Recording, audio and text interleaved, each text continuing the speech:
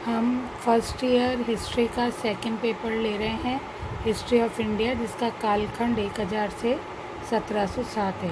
आज हमारा विषय है शाहजहाँ, जिसका शासनकाल 1627 से 1658 ईस्वी तक है।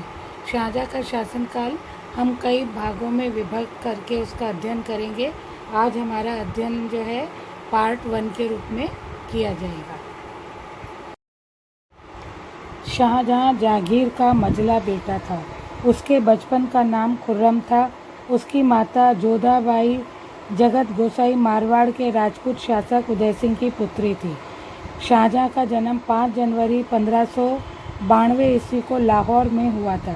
बाल्यावस्था से ही खुर्रम बड़ा होनहार था। 1607 ईस्वी में खुर्रम को 8000 जात 8000 सवार का मनसब दे दिया गया था। 1608 ईस्वी में उसे हिसार और फिरोज़ा का जागीरदार भी बना दिया गया था। जहांगीर के शासनकाल में खुर्रम अनेक अभियानों का नेतृत्व कर विजयश्री प्राप्त कर चुका था। Doctor B.P. सक्सेना के कथन है कि जहांगीर का शासनकाल मुख्यतः राजकुमार खुर्रम द्वारा प्राप्त ओजस्वी विजयों का इतिहास है। 1612 ईस्वी में खुर्रम ने नूरजहाँ के भाई आसफ खां की पुत्री अर्जमंद बानो बेगम मुमताज़ से विवाह किया था। खुर्रम ने 1619 ईस्वी में अहमदनगर पर विजय प्राप्त की। इससे प्रसन्न होकर सम्राट जहांगीर ने उसे शाहजहाँ की उपाधि से विभूषित किया। 1622 ईस्वी में नूरजहाँ ने अपनी पुत्री लाडली बेगम का विवाह शहजादे शहरयार से करवा दिया था। इसके बाद उसने अपने दामाद शहजादे शहरयार को जागीर का उत्तराधिकारी बनाने का निश्चय कर लिया। अतः वह शहजादा खुर्रम का विरोध करने लगी। यही कारण था कि जहांगीर की मृत्यु के बाद शहरयार और खुर्रम में उत्तराधिकार संघर्ष अवश्यंभावी हो गया था। राज्यारोहण। अक्टूबर 1627 में जहांगीर की मृत्यु हो गई। इस समय उसके 2 पुत्र मर चुके थे और खुर्रम तथा शहरयार जीवित थे। दोनों में संघर्ष अनिवार्य हो गया था। नूरजहाँ ने लाहौर में शहरयार को सम्राट घोषित कर दिया था। खुर्रम इस समय दक्षिण के अभियानों पर था। अतः उसके ससुर आसफ खां ने चालाकी से काम लेते हुए खुसरो के बेटे दावर बख्श को सम्राट घोषित करवा दिया ताकि सिंहासन खाली न रहे। शाहजहाँ को शीघ्र आगरा पहुंचने का संदेशा भी भेज दिया गया था। आसफ खां ने लाहौर के निकट शहरयार को परास्त कर बंदी बनाकर अंधा करवा दिया। शाहजहाँ ने आगरा पहुंचते ही शहरयार तथा तख्त के सारे दावेदारों का वध कर दिया था। इस प्रकार राज्य के सभी दावेदारों का खून करके शाहजहाँ 6 फरवरी 1628 ईस्वी को सिंहासनारूढ़ हुआ। शाहजहाँ के नाम का खुतबा पढ़वाया गया और सिक्के जारी किए गए। नूरजहाँ को 2 लाख रुपए वार्षिक पेंशन नियत कर दी गई। शाहजहाँ ने अपने समर्थकों को उपहार व उच्च पद प्रदान किए। मावत खां को 7000 जात 7000 सवार का मनसब प्रदान किया गया। आसफ खां को 8000 जात 8000 सवार का मनसब देकर प्रधानमंत्री का पद प्रदान किया गया था। अब हम देख लेते हैं कि शाहजहाँ के शासनकाल की आरंभिक घटनाएं कौन कौन सी थी, जिसमें से मैं आपको बता रही हूँ। बुंदेला राजपूतों का विद्रोह जो 1628 में हुआ था। खाने जहाँ लोधी का विद्रोह जो 1629-30 ईस्वी में हुआ था। अकाल और महामारी जो 1630 और 32 के मध्य आई थी। इसके अलावा मुमताज़ की मृत्यु 1631 में। पुर्तगालियों का दमन 1632 में। ये शाहजहाँ के शासनकाल की कुछ आरंभिक घटनाएं हैं जिनका ब्यौरा हम अब विस्तार से यहाँ देख लेते हैं। जैसे कि बुंदेला राजपूतों का विद्रोह 1628 में। 1628 ईस्वी में बुंदेलखंड के राजा जुझार सिंह ने मुगलों के विरुद्ध विद्रोह कर दिया था। सम्राट ने विद्रोह को दबाने हेतु एक विशाल सेना भेजी थी।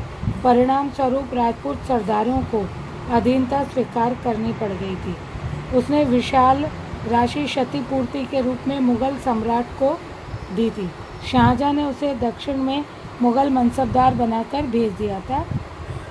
लगभग 5 वर्ष तक जुझार सिंह यह कार्य करता रहा। उसके बाद जुझार सिंह ने फिर विद्रोह किया, जिसे शाहजहाँ के पुत्र औरंगजेब ने कुचल दिया था। राजपूत नरेश अपने पुत्र के साथ गोंडवाना के जंगलों की तरफ चला गया। वहीं गौड़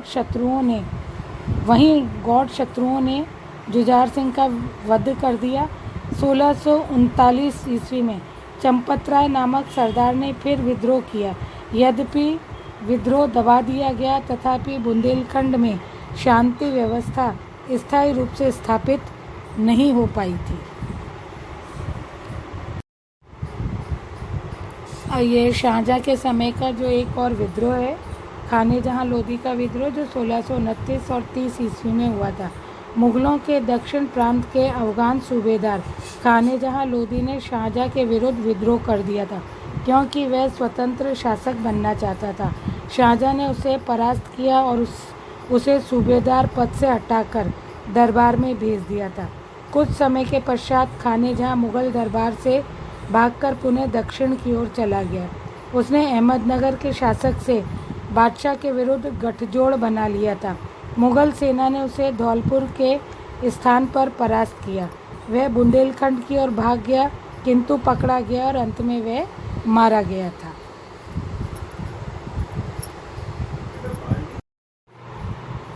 अकाल और महामारी 1630-32 ईस्वी में 1630 ईस्वी से 1632 ईस्वी के बीच गुजरात, खानदेश और दक्षिण के प्रदेशों में भयानक अकाल पड़ा। हजारों लोग मृत्यु के ग्रास बन गए और वस्तुओं के दाम आकाश छूने लगे। तत्कालीन लेखक मिर्ज़ा अमीन काज़वीनी ने लिखा कि अकाल के दिनों में वस्तुओं का मूल्य 7 गुना हो गया था। शाहजहाँ ने इन प्राकृतिक प्रकोपों के समय पीड़ितों की बहुत सहायता की थी। किसानों के भूमि कर 1/3 भाग माफ़ कर दिया गया था। सरकार की ओर से जगह जगह भोजन के भंडारे खोल दिए गए थे। पीड़ितों को मुफ्त रोटियां दी जा रही थी, क्योंकि अकाल के बाद इन क्षेत्रों में महामारी फैल गई थी और गांव के गांव उजड़ गए थे और असंख्य लोगों की मृत्यु हो गई थी। मुमताज़ महल की मृत्यु 1631 ईस्वी में। शाहजहाँ की सबसे प्रिय बेगम मुमताज़ थी, जिसका पूरा नाम अर्जमन बानो बेगम था। वह नूरजहाँ के भाई आसफ खां की पुत्री थी। वह योग्य और सुंदर थी। 7 जून 1631 में मुमताज़ की मृत्यु हो गई थी और उसकी मृत्यु के बाद शाहजहाँ काफ़ी समय तक विवेक शून्य हो गए थे। शाहजहाँ मुमताज़ की याद में शाहजहाँ ने आगरा में ताजमहल बनवाया था, जो दाम्पत्य प्रेम का एक सुंदर नमूना है।